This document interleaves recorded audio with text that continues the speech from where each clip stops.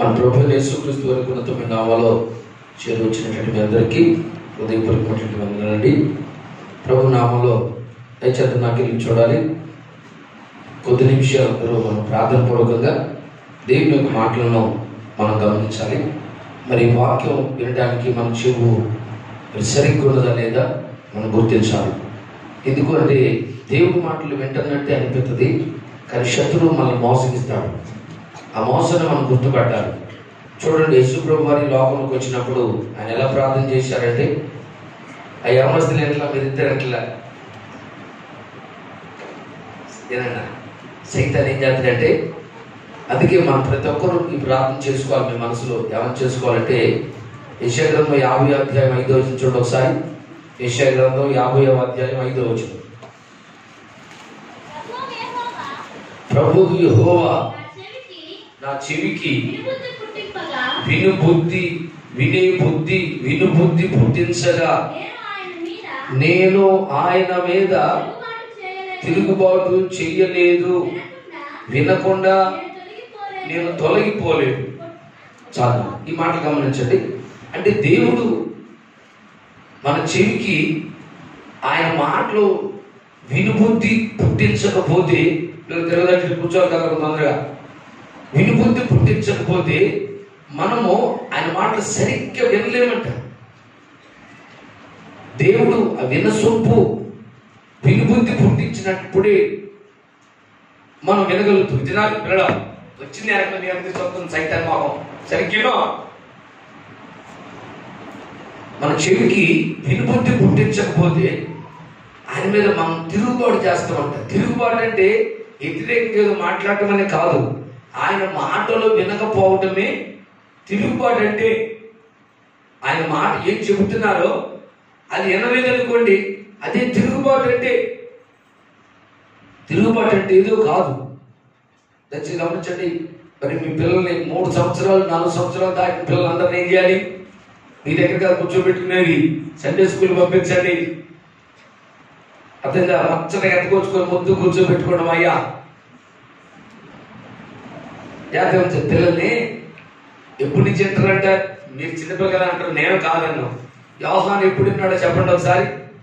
వాళ్ళ అమ్మ కడుపులో 6 నెలలు పెట్టేటప్పుడు విన్నాడు. ఇంకా మరి నేను ఎక్కడ చెప్పాలి చెప్పండి. మీకు మీరు ఏం కూర్చారు?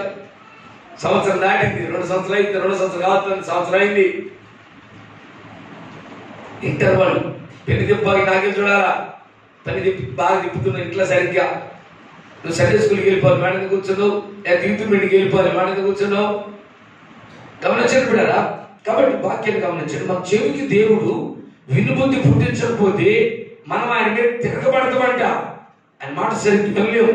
నిజమే, సంవత్సరాలు అవుతుంది మనం దేవుడి మాటలు వినబట్టి. ఏది నీ హృదయంలో నువ్వు ఎలా విన్నావు? నీ హృదయం ఎలా ఎలిగింది అంటే, వాక్యం రాయబడి మాట ఏంటంటే, మీరందరూ వారం వారం వాక్యం వింటున్నాం. మనం మీరు వారం వారం వింటున్నప్పుడు వాక్యం ఏం చెప్తుందంటే, ఇదిగో ఈ వాక్యము వెల్లడి అగుట తోడని వెలుగు కలుగుద్దని రాయబడి, తెలివి కలుగుద్దని రాయబడి. మరి నువ్వు అడగట్లేదా, ప్రభువా నీ వాక్యం వెల్లడి అగుట తోడనే? వెల్లడంటే బయటికి రాగానే, సేవకుని నోట్ల నుంచి బయటికి రాగానే ఆ వాక్యం అంటే ఏం చేద్దంట? వెలుగును కలిగిద్దంట, తెలివిని కలిగిద్దంట.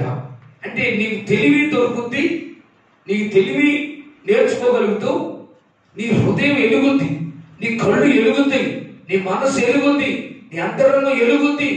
ఎలాగటువంటి లైట్ ఎత్తే ఎలా ఇంట్లో ఏ వస్తువు ఎక్కడ ఎలా ఉందో, మరి అలా నీ మనసు ఎరగకపోతే నీ మనసులో ఏం జరుగుతుందో నీ తప్పు నువ్వు గుర్తుపట్టలేవు. నీలో మంచి ఏదో నీకు తెలియదు, నీలో చెడేదో నీకు తెలియదు, నీలో నువ్వు నడిచే మంచి ఏదో, మరి ఆ జ్ఞానం ఏదో, పైనుంచి వచ్చే జ్ఞానం ఏదో, నువ్వు ఏ జ్ఞానం కలిగి నువ్వో, ఏ జ్ఞానం నీకు అవసరమో, ఏది మనం అడగాలో, ఏది అడగకూడదో తెలియదు నీకు. అది నీకు అర్థం కాదు. ఏదో ఫార్మాలిటీగా నామకార్థికి చర్చికి వెళ్ళావా, వెళ్ళాను, వచ్చావా, వచ్చాను అన్నట్లుగా వచ్చిపోతున్నా. కానీ నీ మనసు ఏమెలిగింది ఒకసారి చెప్పు. సామ్రాజ్యం ఒక చెప్తారు, నీ మనసు ఎలా ఎలిగింది? నువ్వు వాక్యాన్ని సంవత్సరాలు వింటున్నావు, నీ మనసు ఎలా ఎలిగింది? ఎలగటువంటి దాని అర్థమైంది. చదువునాడు సరే 119వ కీర్తన 130వ వచనం. 119వ కీర్తన 130వ వచనం. 119వ కీర్తన 130వ వచనం. నీ వాక్యములు వెల్లడి అగుటతోడనే. 119వ కీర్తన 130వ వచనం. నీ వాక్యములు వెల్లడి అగుటతోడనే. నీ వాక్యము వెల్లడి అగుట తోడనే వెలుగు కలుగును. వెలుగు కలుగుతుంది. తెలివి లేని వారికి తెలివి కలిగించును. ఆ వాక్యం అంట తెలివి లేని వారికి తెలివిని కలిగిస్తుంది. చూడండి అక్కడ ఎన్ని విషయాలు తెలుసుకుంటున్నాం. ఒకటి, వాక్యం బయటకు వస్తుండగానే ఏం జరుగుతాయి అంటే వెలుగు కలుగుతుందంట. మొదట వెలుగు కలగటం అంటే ఏంటి? భావం ఏంటిది? దాని అర్థం ఏంటిది? వెలుగు కలగటం అంటే మన అందరూ దృష్టిని ఎందుకు చీకట్లో ఉన్నాం. చీకట్లో ఉన్న వ్యక్తి సిద్ధపడలేడు. చీకట్లో ఉన్న వ్యక్తి రెడీ అవ్వలేరు. మీరు ఎప్పుడైనా కరెంట్ పోయినప్పుడు స్నానం అయిపోయి రెడీ అయి రాగలరా? కొవ్వొత్తన్నా సెల్ ఫోన్ అన్నా ఏదన్నా వెలిగించుకొని దీపంలోని మనం సిద్ధపడగలుగుతాం. ఏ వస్తువు ఎక్కడుందో, సబ్బు ఎక్కడుందో. కరెంట్ లేదనుకోండి, చేసి సబ్బు పెట్టిలో పెట్టబోయి సింకులో పెడతావు. చీకట్లు కనపడదుగా. ఒక బాత్రూమ్ కాబట్టి సై కాబట్టి ఎందుకంటే ఈ పక్క సోప్ బాక్స్ ఉంటుంది, ఈ పక్క పాలాంది, ఈ పక్క పాలాంది కూర్చుంటుంది కాబట్టి సైకిల్ పెట్టొచ్చాం. కానీ చీకటింట్లో పనిచేయడం అనేది సరైనది కాదు. చేయలేవు, సరికి రెడీ అవ్వలేవు. అలాగే నీ జీవితంలో వాక్యం నీలోకి వెల్లడైతేనే, నీలో ప్రవేశిస్తేనే నీ హృదయం వెలుగుద్ది, నీ జీవితం వెలుగుద్ది, నీ కళ్ళు వెలుగుతాయి, నీ మనసు వెలుగుద్ది, నీ హృదయం ప్రకాశిస్తుంది. అంతవరకు వాక్యం నీ లోపట నీకు వినపడనంత వరకు, వాక్యం నీ లోపల ప్రవేశించినంత వరకు నీ లోపట ఎలుగు కలగదు. బయట కాదు, లోపట. ఎక్కడంట? లోపట. లోపట లోపట ఎలుగంటే ఏంటిది? లోపట ఎలిగితే ఈ వాక్యమైన ఎలుగు నీ లోపల ప్రవేశిస్తే వాక్యం రాయబడి మాట నీకు జ్ఞాపకానికి వస్తుంది. ఏం గుర్తుకొస్తుంది? నీ కన్నులతో మోహపు చూపు చూడకూడదు, కామపు చూపు చూడకూడదు, వంకర చూపులు చూడకూడదు. నీ చూపుల్లో తేడా ఉంది అని చెప్పి నీకు వెంటనే అర్థం చేస్తుంది. వెంటనే నీకు అర్థమైపోద్ది. వెంటనే నేను గుర్తుపట్టగలుగుతూ. అలా ఎన్ని సంవత్సరాలు పోయినా బిడ్డరా, అంటే సేకరణ సంబంధిగానే అసలు నువ్వేం చేస్తున్నావో తెలియదాయా? ఎప్పుడు వస్తున్నావో తెలియదాయా? నీకు టైం పార్టీ తెలియదాయా? 12 భాగం వచ్చేది అయ్య వాక్యం చెప్పినట్లుగా. అంటే చూడు, నీకు ఎలగలేదు. బలు పెరిగి కట్టని చేస్తావు చెప్పు. బలు పెరిగితే నువ్వు టైం పాటిస్తావు, నీకు భయం అవుతుంది. దేవుని సన్నిధికి భయపడతావు, ప్రార్థనకు భయపడతావు, వాక్యానికి భయపడతావు, సేవకులకు భయపడతావు, పెద్దలకు భయపడతావు, తల్లులకు భయపడతావు. కాబట్టి నా ప్రియమైన గమనించాలి. అందుకే మీ ప్రార్థనలు మీరు అడగండి, ప్రభువా నన్ను వెలిగించండి నీ వాక్యంతో, నీ వాక్యంతో నా జీవితాన్ని వెలిగించండి. నేనేం చేస్తాను నాకు అర్థం కావట్లేదు, నేనేం మాట్లాడుతున్నా నాకు అర్థం కావట్లేదు, నేనేం తింటున్నా నాకు అర్థం కావట్లేదు. ప్రియమైన మనసు ఎదగని వ్యక్తి, నోరు ఎదగని వ్యక్తి, కళ్ళు ఎదగని వ్యక్తి ఎలాగుంటే ఒక్క పూట కూర కోసం చేస్తూ నమ్ముకున్నాడు. చూడండి ఎంత దారుణం, ఎంత దౌర్భాగ్యమో. ఒక పూట కూర లేక ఒక పూట భోజనం చచ్చిపోతామా? లేదు. మరి ఏంటి చేసిన పని ఏంది? ఏసావు చేసిన పని ఏంది? ఒక్క పూట కూర కోసం అంట జ్యేష్ఠంతో నమ్ముకున్నాడని చదువుతున్నాం. అంటే ఎంత దౌర్భాగ్యం చూడండి. అంటే జీవితం ఎలగల మనిషి జీవితం వెలిగితే లేదు మైండ్ ఎటు పోయింది చూడండి. సైడ్ చెప్పగలిగా ఏడలో తల్లి నిన్నే పిలిచింది నేను సరిగ్గిను మనసు పెట్టి నాకు ఏం చెబుతున్నారు? ఫోన్ చేతుకొని రాయని ఆమె హల్లెలూయా. గమనించండి బిడ్డలారా. కాబట్టి మన ఆత్మీయ జీవితంలో వాక్యం వింటున్నప్పుడే మన హృదయం ఎలగాలి, మన హృదయం మన జీవితం ఎలగాలి. అలా ఎలగట్లేదంటే మీరు మందిరం వచ్చి ఏం నేర్చుకోగలుగుతున్నారు చెప్పండి? మీరు ఏమంటున్నారు? మీకు ఏం అర్థమవుతుంది? మీరు ఎలా మారుతున్నారు? మీరు ఎలా సిద్ధపడుతున్నారు? ఇంత వాక్యం ఎన్ని కొట్టుకోవడం ఇంకా నువ్వు అబద్ధం ఆడుతున్నావంటే, ఇంత వాక్యం ఎన్ని కొట్టుకోవడం ఇంకా శరీర సంబంధం బ్రతుకుతున్నావంటే, ఇంత వాక్యం ఎన్ని కొట్టుకోవడం వ్యభిచారం చేస్తున్నావంటే, ఇలా మాటలు వినుకుంటూ కూడా వంకర మార్గాలు నడుపుతున్నావంటే నీకు అసలు ఎక్కడ మనసు పని చేస్తుందండి? అసలు నీకు మైండ్ పని చేస్తుందా? నువ్వు అసలు దేవుడు బిడ్డవేనా? ఎందుకు తీసుకున్నావు బాప్తిసం చెప్పు? ఎవరు తీసుకోమని చెప్పారు చెప్పు? ఫార్మాలిటీ కోసం తీసుకున్నావా? లేదా భర్తకు భయపడి తీసుకున్నావా? ఎవరు భయపడి తీసుకున్నావు? దేనికి తీసుకున్నావు? తీసుకుంటే క్రమం ఏది? తీసుకుంటే పద్ధతి ఏది? ఏదో నామకరణం వచ్చిపోవడం అనుకున్నావా? ఈ చెవులతో ఎన్ని సినిమా పాటలు వింటున్నావు? అమ్మా, ఈ కళ్ళతో ఎన్ని సినిమా చిత్రాలు చూస్తున్నావు? నీ కళ్ళు ఎంత పాడు చేస్తున్నావు, నీ చెవులు ఎంత పాడు చేస్తున్నావు, నీ నోరు ఎంత పాడు చేస్తున్నావు. ఎవరు? నువ్వు నీ సొత్తు కాదు, నేను విలువ పెట్టి కొనబడిన వాడు వాక్యం చెబుతుంది. మన ఆయన రక్తంతో కోరుకున్నాడు బాప్తిసం పొందిన బిడ్డలను. మనం ఏం చేయాలి? మనం ఏం చేయాలండి? మన ఇష్టం కాదు, మన చిత్తం కాదు. ఈ చెవితో ఒక్క చెడ్డది కూడా తినడానికి వీల్లేదు బిడ్డరా. ఈ కళ్ళతో ఒక్క చెడ్డదాన్ని కూడా చూడటానికి వీల్లేదు. అంత పరిశుద్ధం ఉంచుకొని కళ్ళను, అంత పరిశుద్ధం ఉంచు నీ చెవులను, నీ నోరంత పరిశుద్ధం ఉంచుకో, కాపాడుకోండి. రాత్రి సమీపం ఉంది, ఎవరు తెలియపోవచ్చు. రేపు న్యాయాధిపతి దగ్గర నిలబడితే మనందరూ హృదయాలు బయటపడతాయి, మన బతుకు మొత్తం బయట పెడతాడు ఆయన. అప్పుడు ఏం చేద్దాం? సరి చేసుకోవడానికి అవకాశం ఉండదు, దిద్దుకోవడానికి ఛాన్స్ ఉండదు, పశ్చాత్తాపడడానికి ఛాన్స్ ఉండదు. అందుకే బ్రతుకున్నప్పుడే, వాక్యం వింటున్నప్పుడే ఏది నీ మార్పు. మీలో చాలా మంది మనం వేషధారులు వచ్చిపోతున్నట్టు కనపడుతుంది. ఎందుకంటే ఏదో రాకపోతే పాస్టర్ గారు తిడతారేమో అని అనుకుంటున్నారు, కానీ అసలు మీరు ఎందుకు వస్తున్నారు అర్థం కాని పరిస్థితి కొంతమంది జీవితంలో. ఎందుకంటే వచ్చిన వ్యక్తి ఏ వినాలి, ఏ వింటనో, ఇని ఏం మార్చుకుంటానో మారదామని వస్తున్నావా?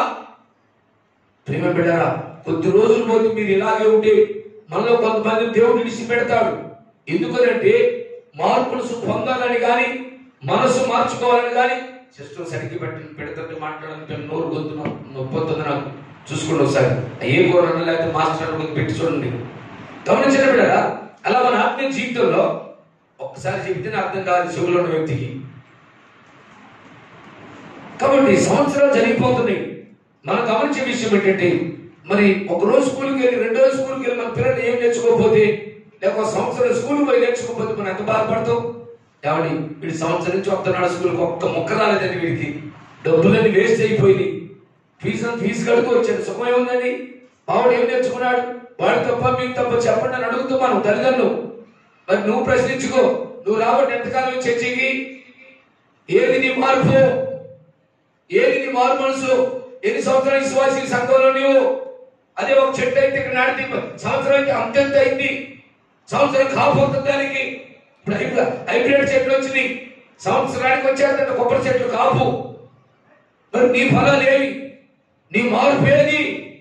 నీ మారు మనసు ఏది? నీ మంచితనం ఏది? నీ మర్యాద ఏది? నీ క్రమం ఏది?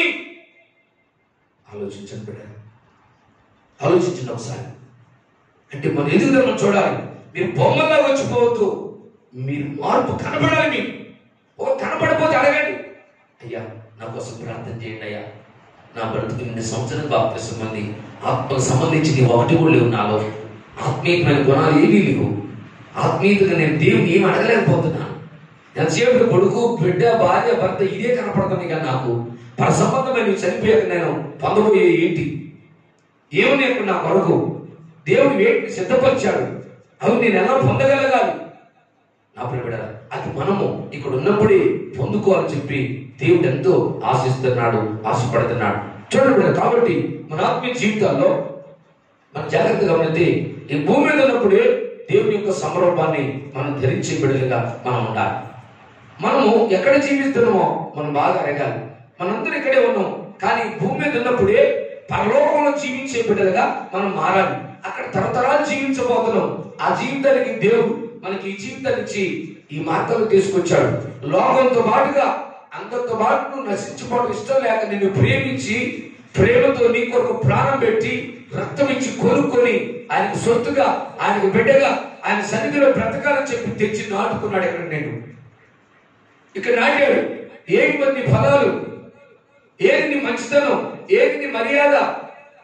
కాబట్టి చూడండి, పరిశుద్ధంగా మనం గమనితే అందుకు మీ ప్రార్థనలు అడగండి, ప్రభువా నీ వాక్యం నా చెవికి వినుబుద్ధి పుట్టించయ్యా అని చెప్పని అడగండి. అడిగి వాక్యం వినుబుద్ధి పుట్టాలి. ఆ వాక్యం అంటే వెల్లడి ఒకటితోడనే వెలుగు కలుగుద్ది రాయబడింది. మొదటిగా వెలుగు కలగాలి. వెలుగు కలిగినప్పుడు నీలోని గుణాలేంటి, నీలోని బుద్ధి ఏంటి, నీ బ్రతుకు ఎలాంటిదో నీకు అర్థమవుతుంది. లేకుంటే అర్థం కాదు. తర్వాతకి తెలివి కలుగుద్దని రాయబడింది. తెలివి కలుగుద్ది. తెలివి లేకపోతే నశించిపోతాం. బుద్ధి జ్ఞానం లేని కల్చర్ గాడిద వల్ల ఉండకుండా మనం బుద్ధి కలిగిన బిడ్డలుగా తెలివి కలిగినటువంటి వారు ఉండాలంటే తెలివినటువంటి వాళ్ళు ఉన్నట్లయితే నా ప్రియమైన తప్పక మన ఆత్మీయ జీవితాలు కట్టుకోగలుగుతాం. పరిశుద్ధ గ్రంథం మనం గమనితే ఒకసారి మరి ఆదికాండం చదువుతున్నప్పుడు చూడండి, పరిశుద్ధ గ్రంథంలో అందరూ దీన్ని చూడండి, 24వ అధ్యాయం 40వ వచనం చదువుతున్నాం. ఇక్కడ అబ్రహాము జీవితంలో అబ్రహాం ఏం చెప్తున్నాడో మనం ఒకసారి గమనిద్దాం.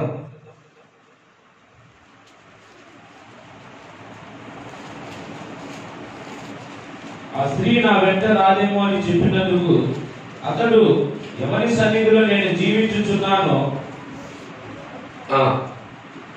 అతడు నేను ఎవరి సన్నిధిలో జీవించుచున్నానో ఆ యెహోవా నీతో కూడా దూతను పంపి నీ ప్రయాణం సఫలము చేయను కనుక ఆమేన్. హల్లెలూయా, హల్లెలూయా, హల్లెలూయా.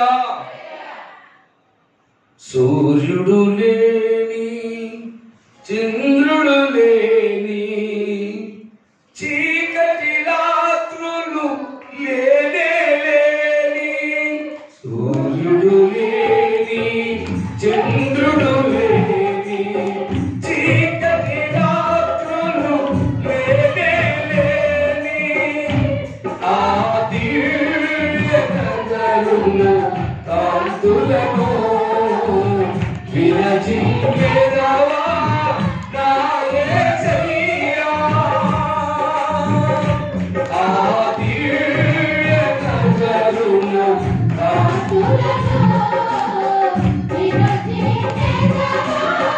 నా యేసయ్యా. సీయోనులో స్థిరమైన పునాది నీవు, సీయోనులో స్థిరమైన పునాది నీవు. నీవే నా జీవితము ఆలోచన, నీవే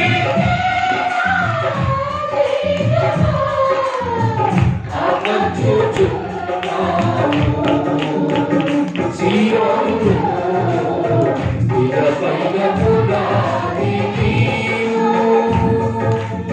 హల్లెలూయా.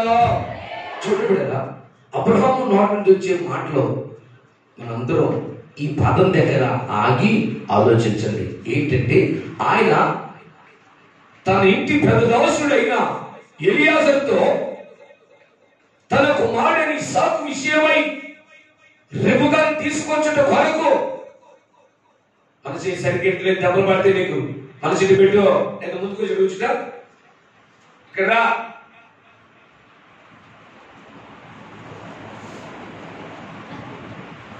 గమనించాలి. ఆ ఎలియాజు అంటున్నాడు, ఎలియాజు నేను ఎవరి సన్నిధిలో జీవిస్తున్నానో ఆయన ముందు భూమి మీదనే, కానీ ఆయన చెబుతున్న మాట ఎక్కడో తెలుసా? భూమి మీద కాదు ఈ మాట. నిత్యత్వంలో దేవుని సన్నిధిలో అబ్రహాము ఏ విధంగా దేవుని దగ్గర సంచరిస్తున్నాడో, సంచరించడం అంటే ఏంటండి? ప్రకటన గ్రంథం చదివితే మరి గొర్రె పిల్లతో కూడా ఆ సియోను పర్వతంపై సంచరించువారు చెప్పడం అయిపోతుంది గట్టిగా. హల్లెలూయా, హల్లెలూయా, హల్లెలూయా, హల్లెలూయా. అక్కడంట ఆ సియోను కొండలో గొర్రె పిల్లతో కూడా సంచరించే ధన్యత, సంచరించే భాగ్యం దేవుడు ఆయన పిల్లల మీద మనకు సిద్ధపరిచాడు. అయితే అబ్రహాము భూమి మీదనే ఉన్నాడు. అబ్రహాము భూమి మీదే ఉన్నాడు. ఇక్కడుండి ఆయన ఆత్మీయత ఎక్కడ జీవిస్తున్నాడో, ఎవరి సన్నిధిలో సంచరిస్తున్నాడో ఆ సంగతి చెబుతున్నాడు. బాబు ఎలియాజరు, భయపడబాకు, నేను ఎవరి సన్నిధిలో జీవిస్తున్నానో ఆ దేవుడు తన దూతను పంపించి నువ్వెళుతున్న కార్యం అంతా నీకు సఫలం చేసి ఆ పెళ్లి కుమార్తె నీతో కూడా వచ్చేటట్లు చేస్తాడు. గట్టి చెప్పండి, హల్లెలూయా.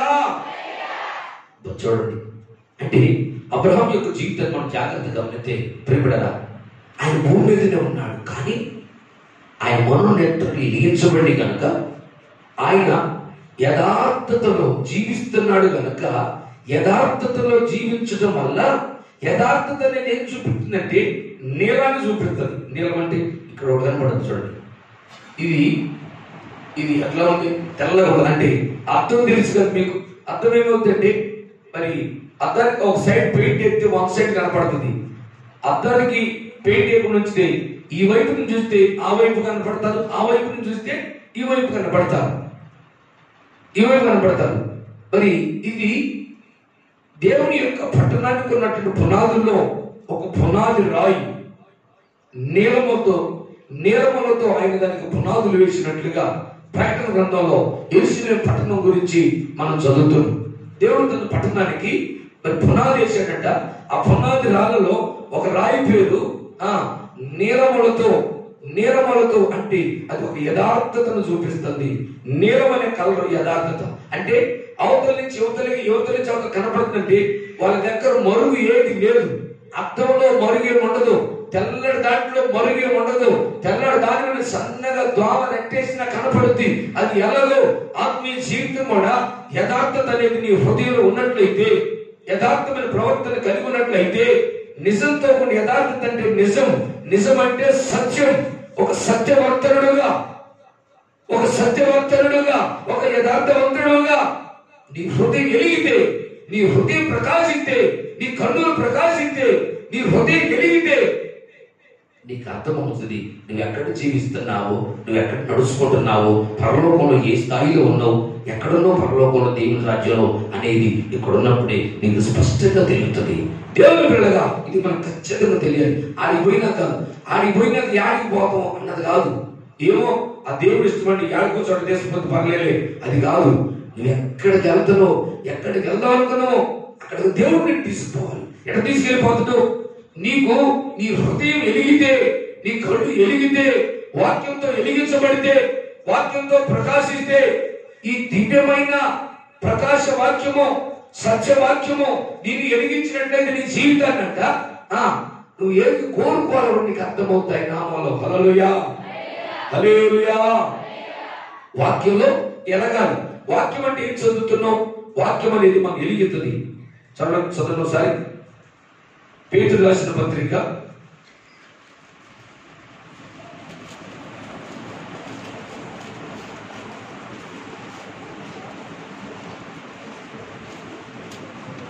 1 ప్రవచన వాక్యం అని చదువుతుంది చూడండి ఒకసారి. ఎందుకంటే స్థిరమైన ప్రవచన వాక్యము మనకున్నది.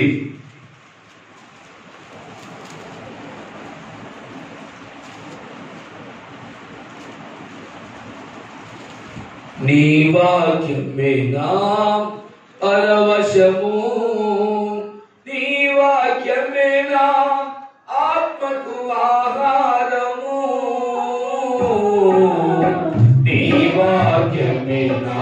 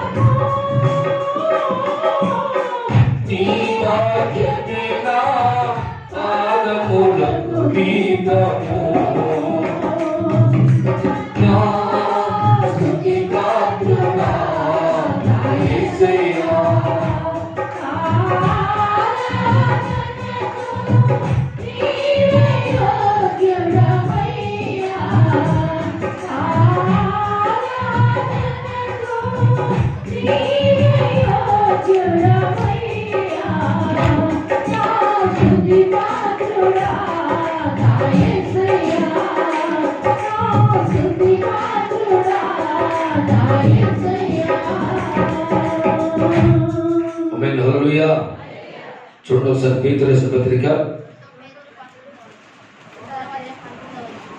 ఏం అర్థం కాల, స్పష్టంగా చెప్పాలా? 2వ పేతురు 1వ అధ్యాయము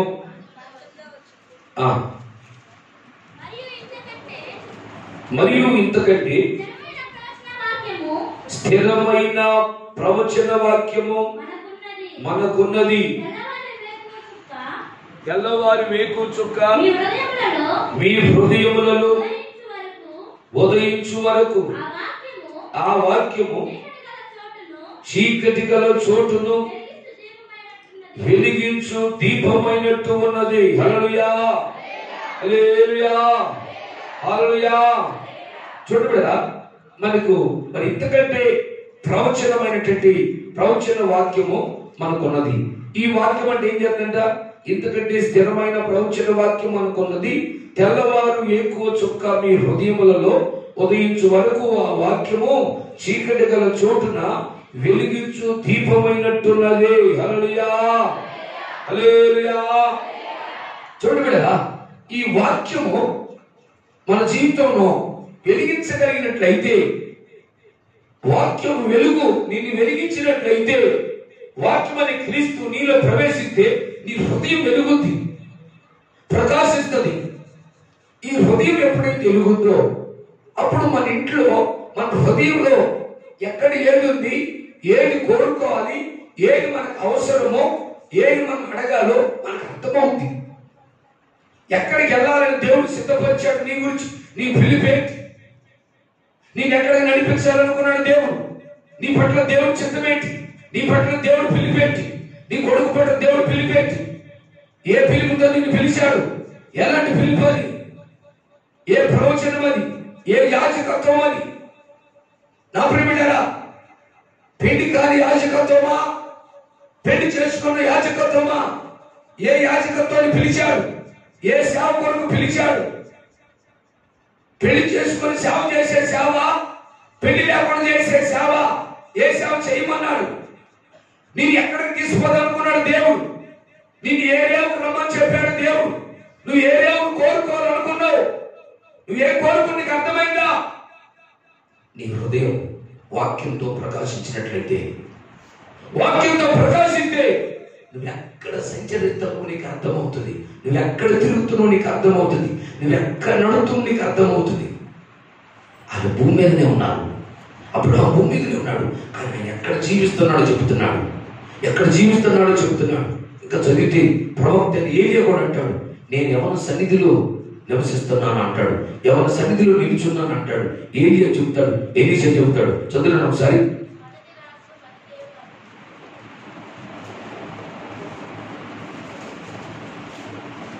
మైకులు చెప్తున్నా, నాకు అర్థం కావట్లేదు. అంతకు గిలాదు కాపురస్తులు సంబంధించి అయ్యా నీకు 100 సార్లు చెప్పాలా? మొదటి రాజులు 17వ అధ్యాయం మొదటి వచనం. గొంతు బాగుపడుతుంది మీరు, అసలు మీకు 100 సార్లు చెప్పాలి, మనుషులు కాదు మీకు. అందరికి అర్థమయ్యేది చెప్పేదా? నేను చెప్తే మైకులు అందరికి వినపడేది, మరి నేను చెప్పలేదుగా. చదివేటప్పుడు చదివా చెప్పాలి. కానీ అంతకు గిలాదు కాపురస్తులు మళ్ళీ మొదటి రాజులు 17వ అధ్యాయం తలపై మంచి నిజం, మంచి మొదటి రాజు స్పష్టంగా చెప్పాలి, తాలిపేస్తారు మాటలు. కానీ గిలాదు కాపురస్తులు సంబంధించి మళ్ళీ అడిగి నేను మళ్ళా అర్థం కాలేదన్నా, వాళ్ళు తిరగేసుకుంటారు బైబిల్. నువ్వు వెనక్కి తిరిగి చూడు ఒకసారి, బైబిల్ పోయినా మరి. మొదటి రాజులు 17వ చదువుకున్నావు మరి నాయన, నేను చదువుకోలేదు, ఏం చేయాలి చెప్పు. కానీ మొదటి రాజులు గ్రంథం 17వ అధ్యాయము మొదటి వచనం చదువుకుందాం. అందరు తీర్చుకోండి.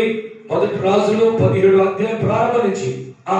అంతటా గిలాదు కాపురస్తుల సంబంధించి, అంతటా గిలాదు కాపురస్తుల సంబంధమైన తిష్బీయుడైన ఏలియా అహాబు వద్దకు వచ్చి, ఎవరి సన్నిధిని నేను నిలవబడి ఉన్నానో ఇశ్రాయేలు దేవుడైన యెహోవా జీవముతోడు. ఒక నిమిషం, నాకు తలపై కట్టండి. ఏలియా అహాబు వద్దకు వచ్చాడు. అప్పుడు అంటున్నాడు కదా, నేను ఎవరి సన్నిధిలో నిలుచున్నానో. మీరు ఈ మాట అర్థం చేసుకోవాలి. ప్రభు మనకి ఈ మాటలో జ్ఞానాన్ని నేర్పించునుగాక. హల్లెలూయా, హల్లెలూయా, హల్లెలూయా. చెప్పండి ఏంటంట, ఏలియా ఈ మాట చెప్తున్నప్పుడు అహాబు దగ్గర ఉన్నాడా, దేవుడి దగ్గర ఉన్నాడా? సరిగ్గా చెప్పాలి మీరు. అయ్యా అహాబు గాడుగా దేవుడి దగ్గర ఉన్నాడా? ఎవరి దగ్గర నిల్చున్నాడు? అక్షరార్థంగా ఆహాబు దగ్గరే ఉన్నాడు. కానీ ఆయన చెప్తున్న మాట్లాడడం ఎలా ఉందో, ఆహాబు రాజా, నేను ఎవరి సన్నిధిలో నిలుచున్నాను. బా చప్పుడు మైపోతాను. గట్టిగా గట్టిగా గట్టిగా హల్లెలూయా హల్లెలూయా. ప్రకాశించే ఆ దివ్య సీయోనులో గనుడా నిన్ను దర్శింతును. ప్రకాశించే ఆ దివ్య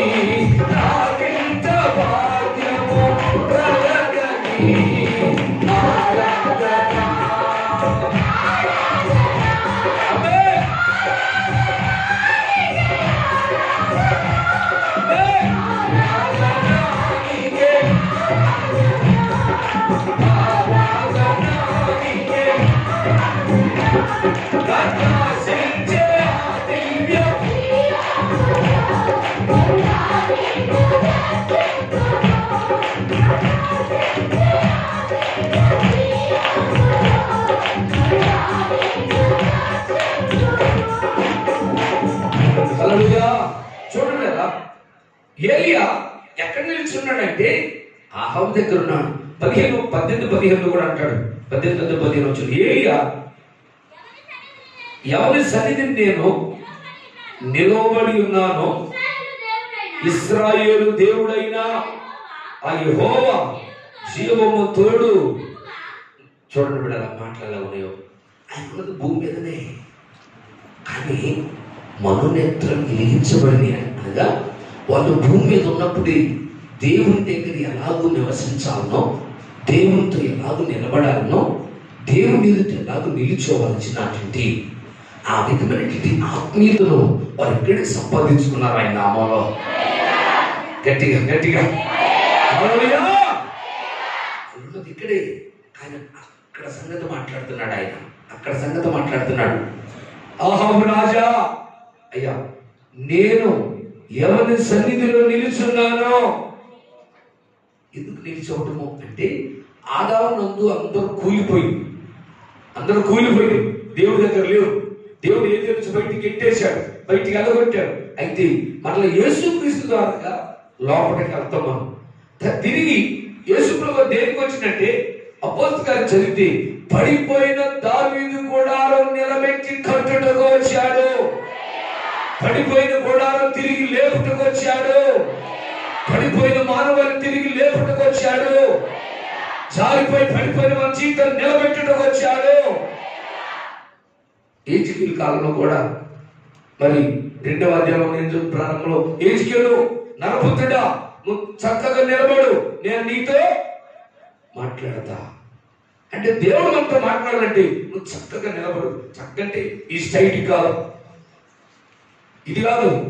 నీ జీవితం చక్కగా ఉండాలి, నీ చూపు చక్కగా ఉండాలి, నీ మాట చక్కగా ఉండాలి, నీ నడక స్ట్రైట్గా ఉండాలి, నీ ప్రవర్తన స్ట్రైట్గా ఉండాలి. వంకర మాటలు, వంకర చూపు, వంకర నడక అంటే భర్త అడుగెత్తి అడుగులు అడిగేయాలి. తండ్రి ఏ జాడులో ఎక్కడ అడుగేసి నడుస్తున్నాడు, వెనకొచ్చే పిల్లడు అదే అడుగులు అడుగేయాలి. అది స్ట్రైట్ నడిచే అడుగు.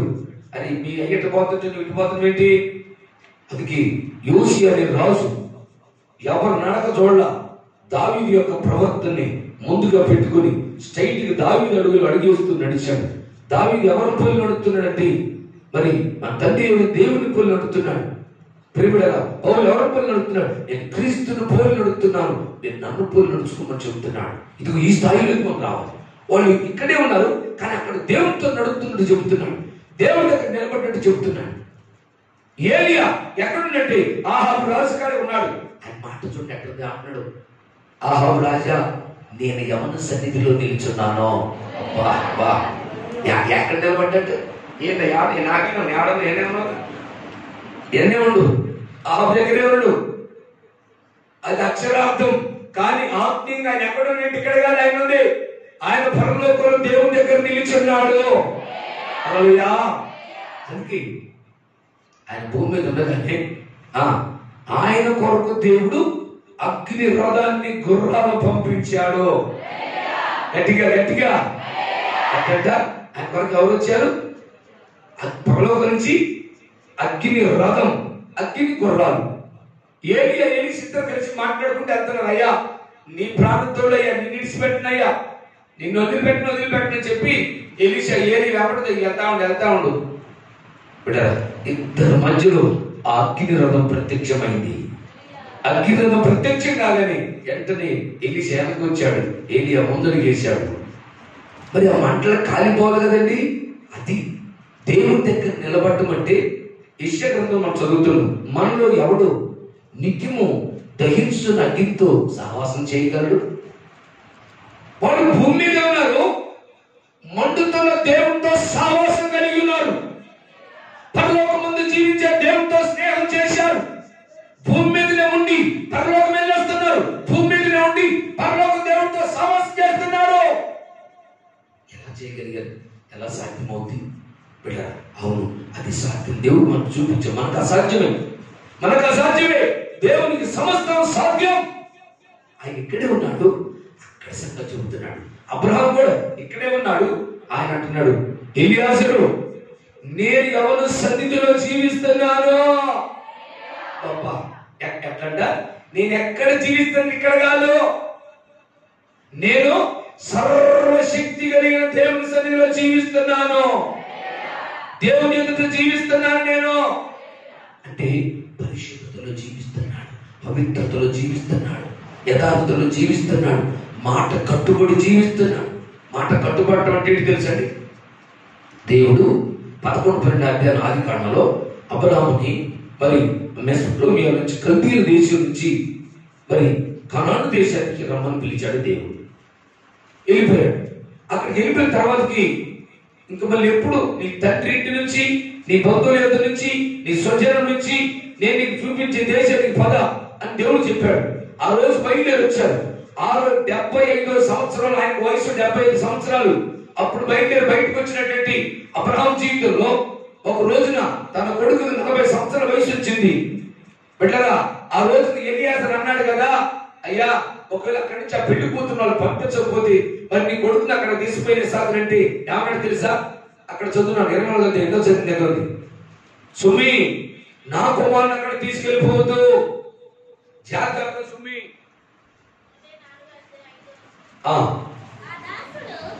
ఆది కాండము 24వ అధ్యాయము 5వ వచనం చదవండిరా. ఈ దేశమునకు నా వెంట వచ్చుటకు మైకాడ పెట్టారు నాయన. పెద్ద చదువు. ఈ మగపిల్లకి సిగ్గు రావట్లేదు ఎంతమంది ఉన్నారు కానీ పెద్ద బొక్కు వేసుకోండి. రోషం లేదు బతుకులు.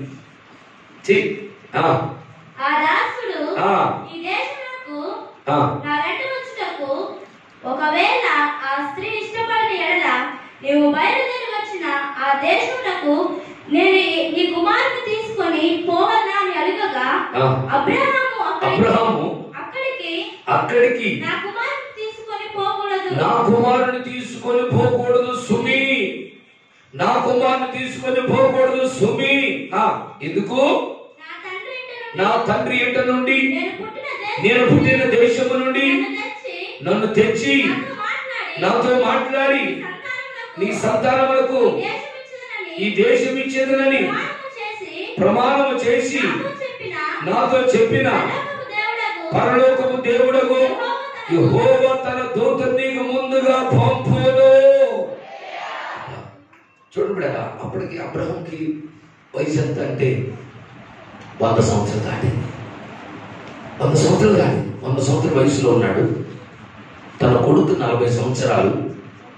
40 సంవత్సరాలకు కూడా అంటే ఇంచుమించుగా మరి 50 సంవత్సరాల దాకా, ఇంచుమించు 35-40 సంవత్సరాలు అవుతుంది. ఇన్ని సంవత్సరాలు కూడా ఈ 25 సంవత్సరాలు అయినా 25 సంవత్సరాల క్రితం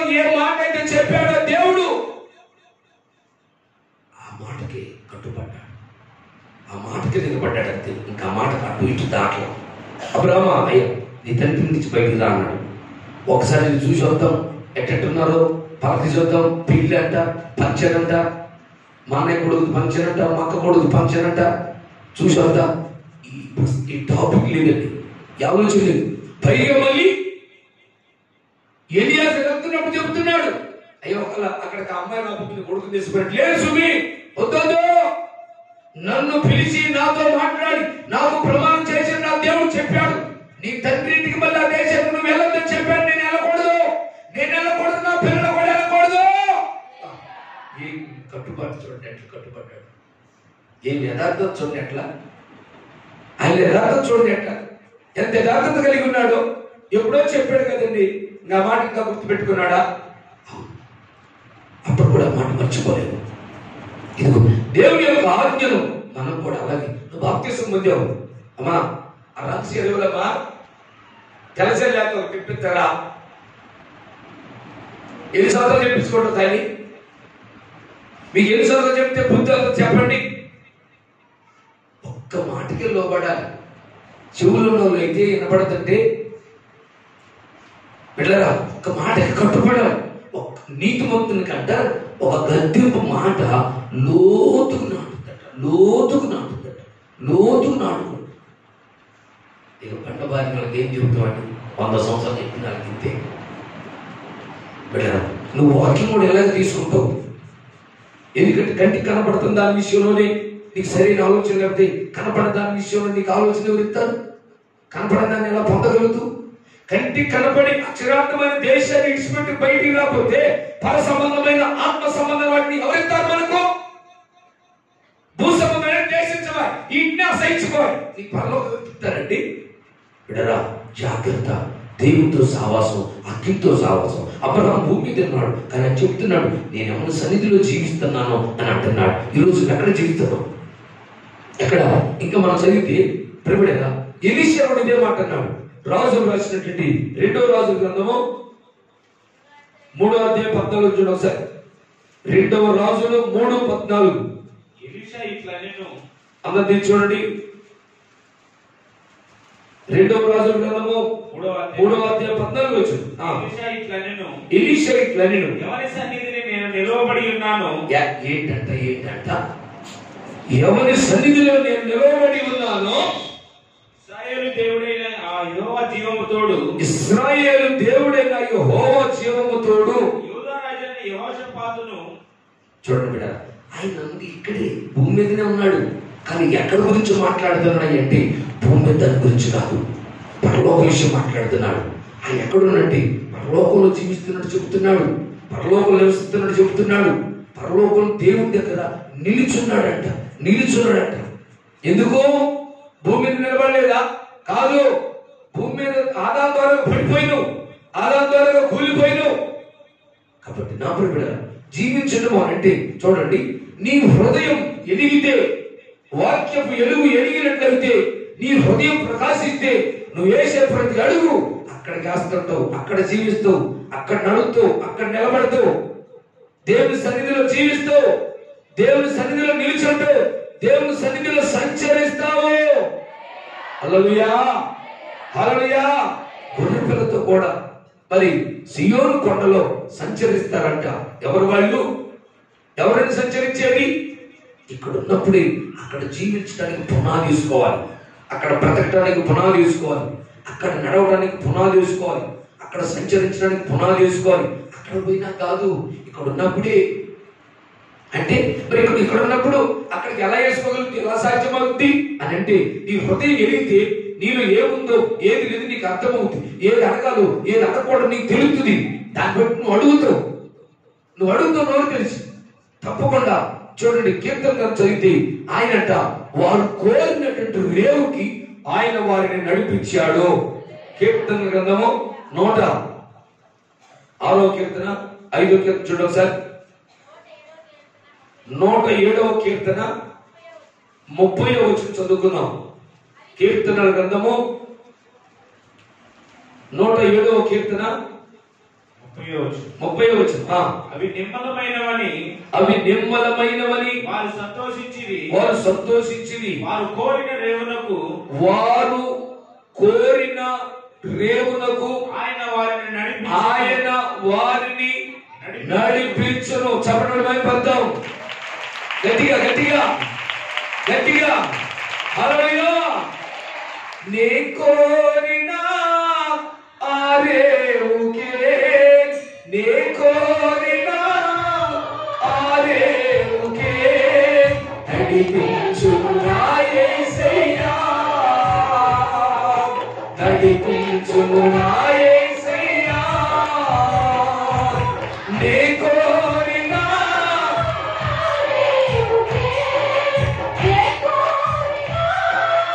ఆ రేవుకే నడిపించును నా యేసయ్యా,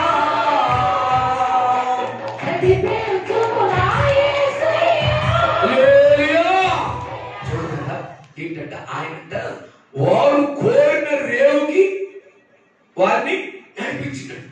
ఎవరు? మన పిల్లవాడు వచ్చేసి డాడీ నేను జగపెట్టి సినిమా పోయేస్తానంటే డబ్బులుతా తప్పు ఎవరని చెప్పింది తప్పు అని అంటాం. ఒకవేళ మన పిల్లవాడు వచ్చి డాడీ అందరూ బైబిల్ చదువుతున్నారు, నేను ఇంటర్మీడియట్కి వచ్చా, నాకు ఇంతవరకు బైబిల్ లేదు, నాకు డబ్బులు కావాలి, చెప్పండి ఇస్తారు ఇలా చెప్పండి అర్జెంట్కి ఇచ్చి పంపిస్తారు. ఎందుకంటే మనం వాక్య విలువ తెలుసుకోవాలి. బిడ్డరా ఇప్పుడు సినిమా మాత్రం దీపం అట్లాగే దేవుడు కూడా ఇక్కడ మన మనుషులు, ఆయన దేవుడు మన కోరిక ఎట్టిస్తాడు, చెత్త కోరిక ఎట్టిస్తాడు, ఇవ్వడు. మన కోరిక ఇవ్వడు. ప్రభువా నాకు ఒక సినిమాలు కావాలని ఎట్టిస్తాడు, నాకు ఒక పెద్ద బీచ్ గారు కావాలని ఇస్తాడు. ఎందుకు నీ మొఖానికి నాకు తిప్పుకోవడం చాలా కాదు, ఎందుకు మన కాదు అంటే వస్తువు ఏదైనా దేవుడు మనకి ఇస్తే దేవుడికి ఇస్తాడంటే మనం దాన్ని మెయింటైన్ చేయగలం. నేను సేవలు కొత్తగా వచ్చినప్పుడు ఈ రోజు పిల్లలు సేవకు పోయే పోటతో అదే నా ఆశ. దానికోటి ఒక తమ్ముడు చెల్లి అంటారు కదా, దాని కొరకే ఎదురు చూస్తారంటే బండి ఉంటే సేవ పోతారంట. బండి ఇవ్వడం నేను అట్లా ఇస్తాడు, కారు ఇస్తాడు. ఎప్పుడు ఇస్తున్నాడంటే బైబిల్ మీరు చదువుకోండి. సంఖ్యాకాండంలో లేవి కండి చదువుతుంటే ఎవరికి ఇస్తాడంటే వారి పనిని బట్టి వారు ఎంత కష్టపడుతున్నారు, ఎంత శ్రమ పడుతున్నారు, అది వాళ్ళకి అవసరమా లేదా, నెంబర్ 1. నెంబర్ 2 విషయం, వాళ్ళకి ఇస్తే దీన్ని సరిగ్గా నడుపుకోగలరా.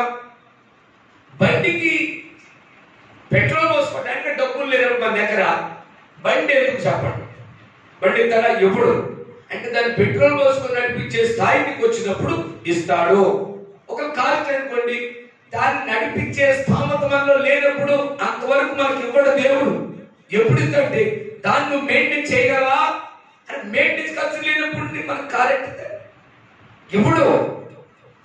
పిల్లల ఇవ్వలేదు. నేను ఒకసారి దేవుడు చిత్తం లేకుండా మరి నాకు నేనే ఈ బుద్ధి ఎట్లాంటి బుద్ధి ఆశపడిపోనా, అది కొనలే బదులు ఇక మామూలు ఖర్చు కాదు, ఇక 2 సార్లు 3 సార్లు కోరుకొచ్చి ఖరాబ్ ఇరిగిపోయి చక్కలో బెడ్ వచ్చింది పోవటం. అసలు దాన్ని అన్నింటి ఎంత నాకు తెలియదు కథ. ఏ చేద్దాం, 2 సార్లు చెవులు డబ్బులు బయటిని 2 సార్లు కూడా అప్లై చేయాల్సి వచ్చింది. అదక్కర్లేదు, అది బయటికి నీతే డబ్బులు లేదు కాదు, మళ్ళీ ఎవరి దగ్గర బదులు తీసుకోవాలి. ఎందుకంటే కర్మ, ఎందుకు ఈ కర్మ అవసరం లేదు. దాని తగిన టయాన్ని దేవుడు ఏర్పాటు చేస్తాడు. అప్పుడు దేవుడు ఇస్తే దాని మెయింటైన్ చూసేది నేను కాదు, చెప్పాలి ఆయనే చూసుకుంటాడు. మనం అనుకుంటాం ఈ మంచి పెద్ద బిల్డింగ్ ఇది ఇస్తే బాగున్నా అనుకుంటాం. వస్తుంది, నువ్వు దాన్ని ఎట్ట శుభ్రం చేసుకోవాలి, నీ చేత కాదు. నువ్వు గుడిసెనే శుభ్రం చేసుకోండి, నీ చేత కాదు. నీ బిల్డింగ్ ఎట్టేస్తాడు దేవుడు. ఎప్పుడు నువ్వు మంచిగా ఏంటి నేర్చుకో, నువ్వు మంచిగా ఉండు, ఉన్న పిల్లల్లో ఉన్న దాన్ని శుభ్రంగా ఉన్నదాన్ని మచ్చగా ఉంచుకుంటే మరో దాన్ని అనేవాళ్ళు దేవుడు ఆలోచిస్తాడు. కాబట్టి మనం గమనిస్తే దేవుడు అంట ఆయన వారు కోరిన రేవుకు వాళ్ళు నడిపించాడంట. ఎందుకు అనంటే వాళ్ళకి అర్థమైంది. ఏమర్థమైందంటే వాళ్ళ హృదయాలు ఎలిగిని కనుక వాక్యంతో వాళ్ళు ఏం కోరుకోవాలని అర్థమైంది. ఏది కోరుకోరు అర్థమైంది, ఏది అడగాలి అర్థమైంది. వెళ్ళరా మనం ఇశ్రాయేలు గోత్రాల్లో మరి 12 గోత్రాలు ఉన్నప్పుడు ఆ లేవి గోత్రాల్లో దాంట్లో కూడా కహాతీయులు అనబడుతున్న వాళ్ళకి బండ్లు ఇవ్వలేదు దేవుడు. మిగతా వాళ్ళకి అందరు బండ్లు ఇచ్చుకుంటూ వచ్చాడు. ఇలా ఎందుకు లేదు బండ్లు అంటే వీళ్ళంట భుజం మీద మోసే పరిచర్య తప్ప ఇక వాళ్ళకి మరొక పరిచయం లేదు. భారం ఇంతకంటే భుజం మీద అంటే మందసం పోసే మొదలు కొన్నారు. వీళ్ళకంట బండ్లు ఇవ్వల దేవుడు. వాళ్ళ బండిలో వాళ్ళ లక్ష్యానికి మందసం ఒకటే కాబట్టి ఏమిటి దాంట్లో బాక్సు మరి పరిశుద్ధ 2 పలకలు ఉంటాయి. ధర్మశాస్త్ర గ్రంథం పలకలు, 10 ఆజ్ఞల పలకలు, తర్వాత మన్న పాత్ర ఉంటుంది. మరి ఒక మరి ఆదరణ స్వీకరించింది కర్ర, ఇంకా దీపుడు బంగారు దీపుడు దోపార్తి ఇంతవరకు ఉంటాయి. అవి దాంట్లో పెట్టుకొని దీన్ని మోసుకొని పోవాలి. అది పెట్టిన పెద్ద బరువు ఉండదు. వాళ్ళు భుజం మీద మోసేది. అయితే ఇంకొకరు ఉన్నారు, వాళ్ళు ఈ ప్రత్యేకించుకోవడానికి మరి చుట్టూ ప్రాకారం అనుకున్న పెద్ద పెద్ద ఈ పిల్లలు లాంటి తుమ్మ మొద్దులు ఉన్నాయి దోలలాగా, వాటిని మోయాలి వాళ్ళు భుజాల మీద పెట్టుకొని. అట్లాంటి వాటి భుజాల మీద పెట్టుకొని మోస్తున్నారు వాళ్ళు. అవి 1 2 అంటే చుట్టూ దాదాపు ఇటు 20 అటు 20 అటు 10 ఇటు 10 అండి. ఆ గుడారానికి ఉన్నాయి. ఆ గుడారం తెరలన్నింటినీ మూడగట్టి ఆ పెద్ద పెద్ద తెరలో 3 లేర్లు 3 వరుసలు ఉంటాయి తెరలో. అట్లాంటి మొత్తం మడ తీసుకొని పాపం మోసుకుంటే గోళ్ళు వాసిపోతున్నాయి. వాళ్ళకి గోళ్ళు వాసిపోతున్నాయి. వెళ్ళారా అప్పుడు దేవుడి చెప్పాడు, బాబు ఇదిగో ఆ గోత్రం ప్రజలకు మాత్రమే వాళ్ళకి మరి 4 బండ్లను 8 ఎడ్లను వాళ్ళకి నిర్ణయించి ఇవ్వు అని చెప్పి అంటాడు. చదవండి ఒకసారి సంఖ్యాకాండం 7వ అధ్యాయం 1వ వచనం. సంఖ్యాకాండము 7వ అధ్యాయము 1 నుంచి చదువుకుందాం ఒకసారి.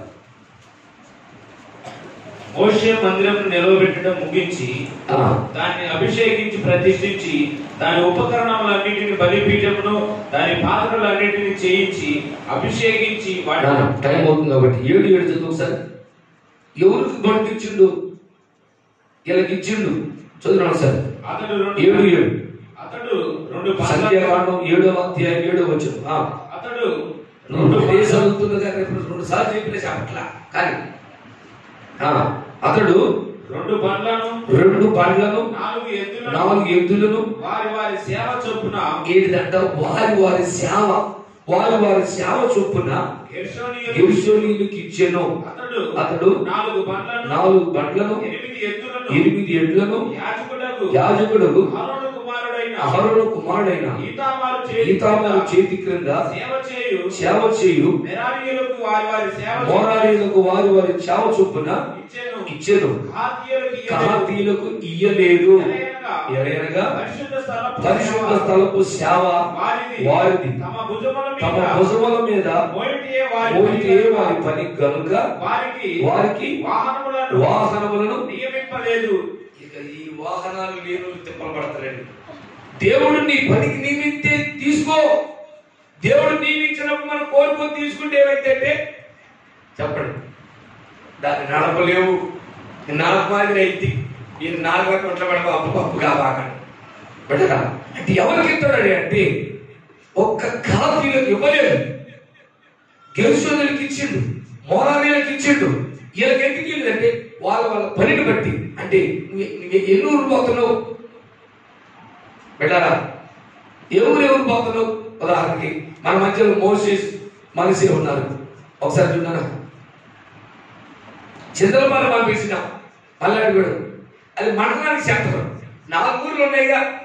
ఈ 4 ఊర్లు రోజు ఊరు పోయిగా ఆటో తిరుగుతున్నాయి. బండిగా చెప్పి బండి మొన్న వచ్చింది. ఇక్కడికి వచ్చాక బండి వచ్చింది.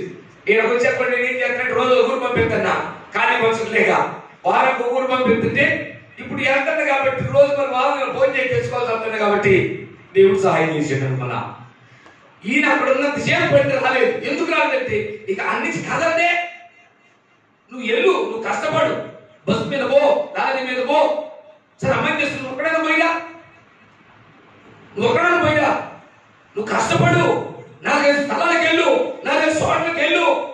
ఒక కాయలు 4 చోట్లకి కష్టపడుతుంటే దేవుడు ఊరుకుంటాడండి? దేవుడు ఊరుకుంటాడా? ఊరుకోడు. నేను కాదనుకుంటా నువ్వు కొడురాయిలాగా నేనేమంట వారినే రావాలని చెప్పి నేనే కూర్చో మరి కూర్చోడు నీకు బండి నాకు బండి చెప్పు నేను ఏడే కూర్చున్నాను అనుకో కదలకుండా మిమ్మల్ని రమ్మనుకుంటా రండి అందరూ అని పిలిచి కూర్చున్నాను అనుకో మరి తిరగనోడికి నీకు బండి నేను సిద్ధాంతం పనే ఉంది ఉందే పని సరే లేదు ఎందుకంటే మరి బండి ఎవరికి కావాలంటే పని చేసేవాడికి కావాలి పని ఏంటంటే ఎంత కష్టపడుతున్న పనికి దాన్ని తగినట్టు దేవుడు చేస్తాడు బిడ్డరా అంటే ఏదో కావాలని అనడం కావాలని తీసుకోవడం కాదు అవసరం ఉన్నప్పుడు కూడా తగ్గించుకునే బిడ్డలు కూడా మన మధ్యలో ఉన్నారు ఒక అన్నయ్య ఉంటాడు ఆయన ఈ రోజు వరకు కూడా ఆయనతో పాటు ఎనకపోయినా బండ్లు తీసి మారుతుంటారు కానీ ఆ విధేయుడు ఆ నీతిమంతుడు మొదటి రోజు ఏ సైకిల్ అయితే పట్టుకున్నాడో ఈ రోజు వరకు ఆ సైకిల్ ఎంత దూరం ఉందండి ప్యాటికి వచ్చి డ్యూటీ పాటు అక్కడికి బండి కావాలి కారు కావాలి నీకు ఎన్ని కిలోమీటర్ దాని కాడికి 100 కిలోమీటర్ ఉందా లేదు ఆయన మరి బండి కొనుక్కోలేడా బండి తేలేడా తేగలడు కొనగలడు విషయం ఏంటంటే అవసరం లేనప్పుడు ఎందుకు అవసరం లేనప్పుడు తెచ్చుకుందాం నిజమే 5 కిలోమీటర్ పోయిన డ్యూటీకి ఉందా లేదు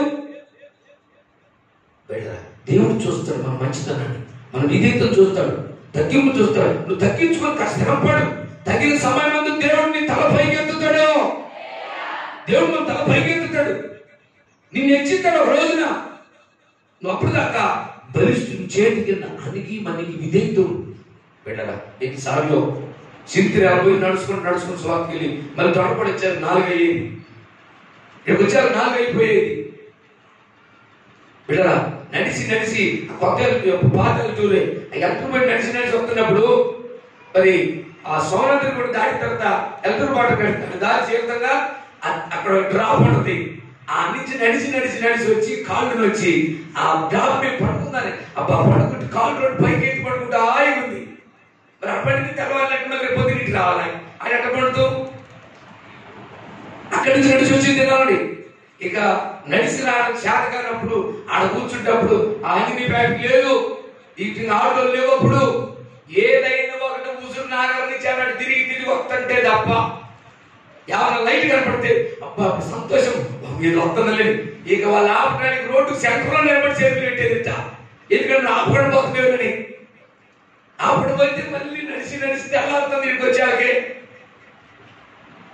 మనము శ్రమ పడడానికి ఇష్టపడితే దేవుడు కోరుకున్న రేవుకు నడిపిస్తాడు చెప్పండి గట్టిగా హల్లెలూయా నువ్వు శ్రమ పడవే కష్టపడవే మంచి రావాలంట మంచి కోడలు రావాలంట ఎట్టొస్తారు చెప్పు నీ శ్రమే నువ్వు అత్తగా ఓ కోడలుగా నీ కష్టం ఏది అత్త మీద నువ్వు ఎలా కష్టపడుతున్నావు ఎలా శ్రమ పడుతున్నావు ప్రతిదీ కూడా దేవుడు చూస్తున్నాడు మన శ్రమ తగ్గట్టుగా మన జీవితాలు పైకి ఎత్తుతాడు ఎప్పుడంటే నువ్వు కష్టపడు ముందు నువ్వు కష్టపడు నీ కష్టాన్ని తగినట్లు దేవుడు ఒకరు చేస్తాడు చూడు మోరారీలకు గెర్షోనీయులకు ఇచ్చిండు కానీ బండ్లు కహాతీయులకు ఇవ్వలేదని చదువుతున్నాయి ఇక్కడ ఎందుకు ఇవ్వలేదంటే వాళ్ళకి అవసరం లేదంట అవసరం లేదు ఎందుకు అంత శ్రమ లేదు అప్పుడు జీవితం ఒకటి మళ్ళీ రాదు నా ప్రియబిడ్డరా గమనించాడు దేవుడు ఎవరికి ఇస్తున్నట్టే అనగా వాక్యం చేత నీ హృదయం ప్రకాశింది ఏది అడగాలనో నీకు తెలుస్తుంది ఏది కోరుకోవాలో నీకు తెలుస్తుంది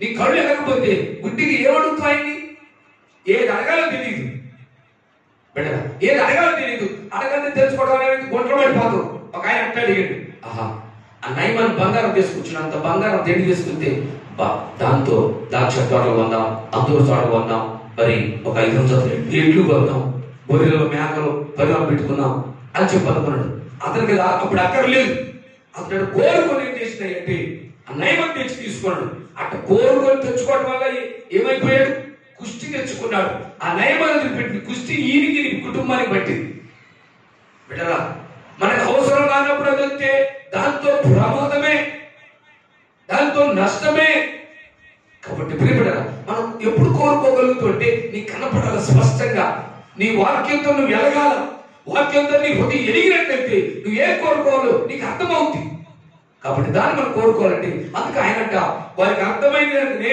ఆయన వారు కోరిన రేవులకు నడిపించాడు హల్లెలూయా ఏం కోరుకుంటున్నావు ఎప్పుడు నీకు ఏది అవసరమో దేవుని అడిగితే ఆయన చెబుతాడు ముందు వాక్యంతో నువ్వు వెలగాలి వాక్యంతో నీ హృదయం ఎలగాలి నీ హృదయం ప్రకాశించాలి ఎందుకంటే నీ సంవత్సరాలైనా నీకు ఇంకా ఏం అర్థం కాలేదంటే వాక్యం ఎట్టిస్తాడు చెప్పు. నువ్వు అడిగి ఎట్లా నెరవేరుతాడు దేవుడు? ఎన్ని వాక్యాలు నెరవేరుతున్నావు? ఒక పని చేసి మొత్తం ఎక్కడ కూర్చోడం ముసలి లాగా ఏం చెప్తాడు దేవుడు? కాబట్టి గమనించడం ఉండొద్దు. మీరు శ్రమ పడండి, అబ్బాయి మన కోరిక నడిపిస్తాడు. నా ప్రియమైన ఇదిగో ఇలాంటి వ్యక్తి అనగా వాక్యంతో ప్రకాశించినట్లయితే ఎక్కడుంటో తెలుసు మనం. ఈ ప్రకాశం అనేది ఏం చూపిస్తుంది అంటే ఇది నీలం కలరు. నీలం అంటే అది ఒక యథార్థత, సత్యము, నీతి అందులో కనపడతాయి. ఈ వ్యక్తి రేపు ఎక్కడ ఉంటుందంటే అందుకే ఎలిగించబడిన వ్యక్తి తాను ఎక్కడ నాకు గుర్తుపెట్టాడు. చూడండి ఒకసారి పరిశుద్ధ గ్రంథంలో 15వ కీర్తన మొదటి మాట చదువుకుందాం. ఒక్క మాట చదువు ప్రార్థన చేసుకుందాం. కీర్తన గ్రంథము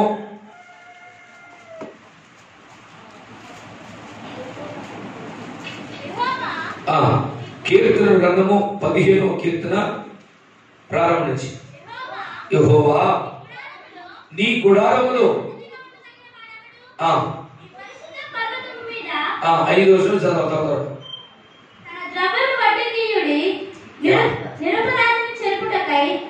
కింది పోయింది.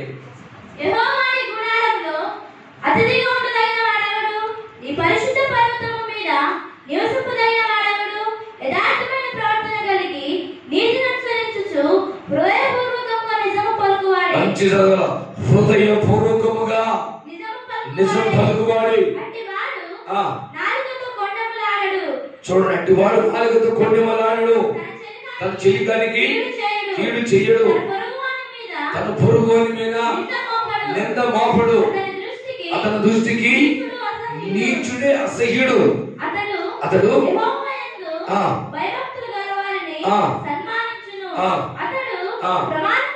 అతడు ప్రమాణము చేయగా నష్టం కలిగినను మాట తప్పడు.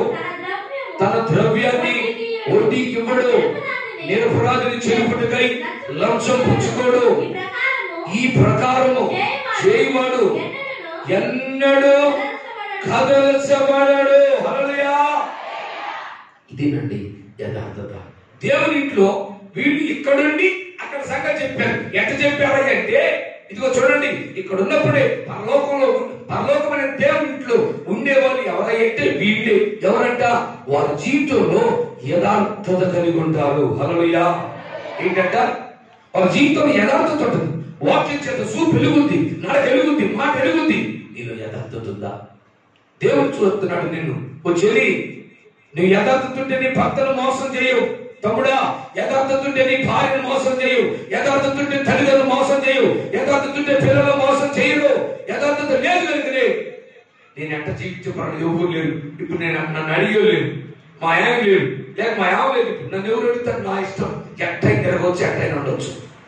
తమ్ముడా, చెల్లి, దేవుడిని చూస్తున్నాడు. చూడు, నువ్వు నీటిలో ప్రమాణం చేసినావు, లేక అగ్ని సాక్షి నీ భర్తను ప్రమాణం చేసినావు. ఏమని ప్రమాణం చేసినావు తమ్ముడా? ఏమని చేసిన హృదయంతో ప్రమాణం? ఇప్పుడు ఆమె లేదని చెప్పి జాగ్రత్త, అడ్డదారి తొలగబాకు. ఏమైందంట? నీతిమంతుడు ప్రమాణము చేయగా నష్టం కలిగిన మాట తప్పడు. బ్రతికితే నీ కొరకు, చచ్చిపోతే నీ కొరకు దేవుడితో ప్రమాణం చేశావు. భార్య భర్త ప్రమాణం చేశారు. ఇప్పుడు భర్తగా భార్య, భార్యను భర్తగా ఏం చేస్తున్నారు? భర్త మీద ఇష్టాచారం ఉండొచ్చా?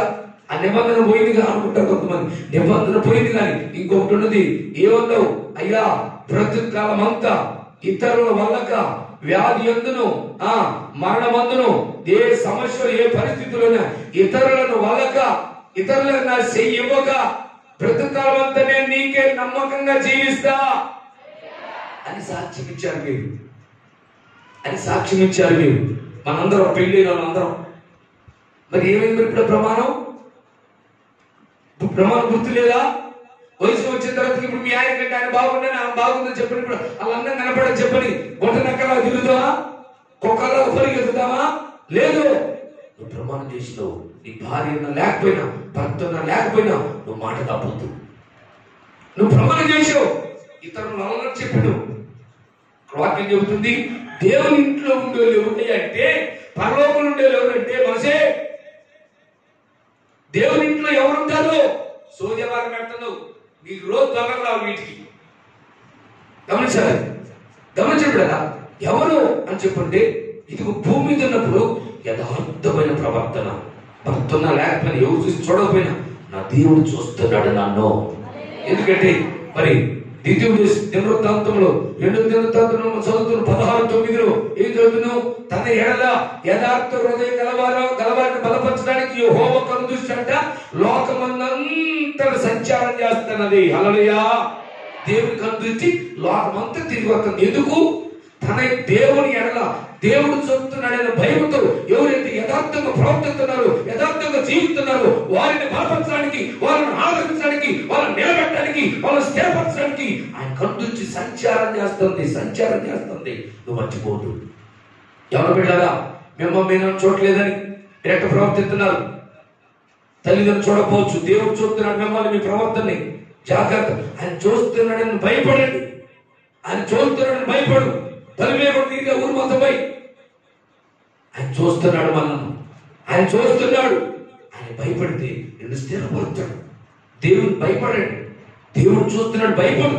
కాబట్టి నా ప్రియుడ ఎవరు దేవుని ఇంట్లో ఉండేవాళ్ళు అంటే యథార్థమైన ప్రవర్తన. అంటే అది ఏం చూపుతుందంటే వాక్యంతో ఎరిగినటువంటి యథార్థత. అతను సూపులో తప్పు లేదు, వంకర సూపు లేదు, వంకర మాటలు లేవు, వంకర నడక లేదు, వంకర ఆలోచనలు. స్ట్రైట్ గా మాట్లాడతాడు, స్ట్రైట్ గా నడుస్తాడు, వలుతున్నట్టు మాట్లాడతాడు. అలాంటి జీవితం మనం కూడా చేసినట్లయితే దేవుడు చూస్తున్నాడు. ఆయన మార్గాలు ప్రభు మనల్ని సిద్ధపరిచి స్థిరపరచును గాక. మోకరించండి.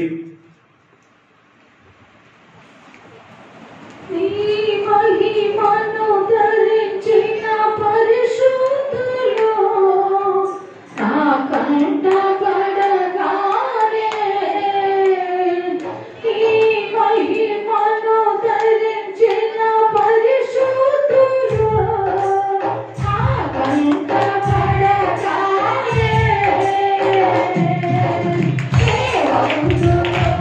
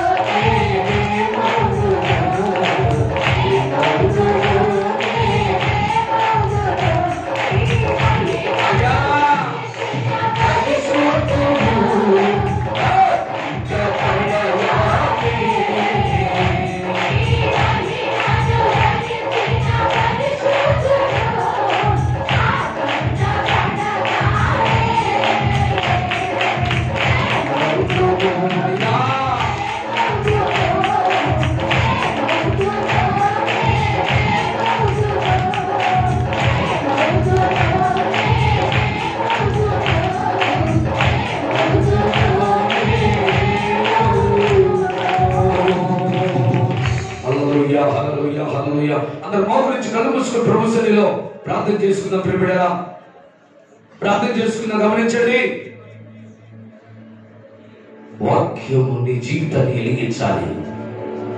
వాక్యం నీ జీవితం ఎలిగితే, వాక్యం ద్వారా ఎలిగించబడితే, నీకు తెలివి కలిగితే, నీ జీవితంలో నువ్వు ఎక్కడనో నీకు తెలుస్తుంది.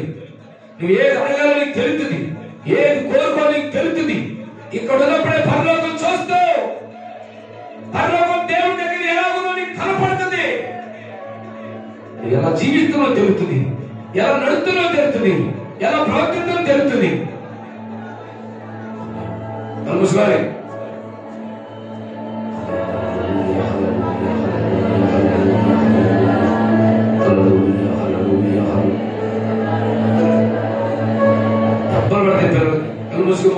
పశ్చాత్తపడాలి.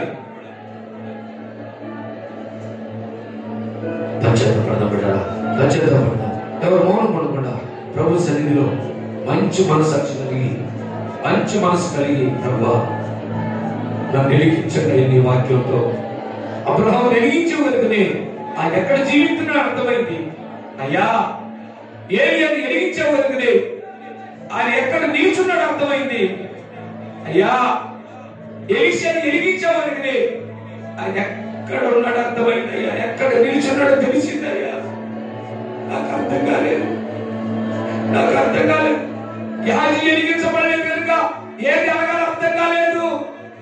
అడుక్కొని తీసుకోకూడదు, తీసుకొని కుస్తీ తెచ్చుకున్నాడు. ఇస్కరియోతు యూదా ఏది సంపాదించాలి, సంపాదించడం తెలియక ఊరు తెచ్చుకున్నాడు. తన ప్రాణానికి భయం తెచ్చుకున్నాడు. ఊరు పెట్టుకొని చనిపోయాడు.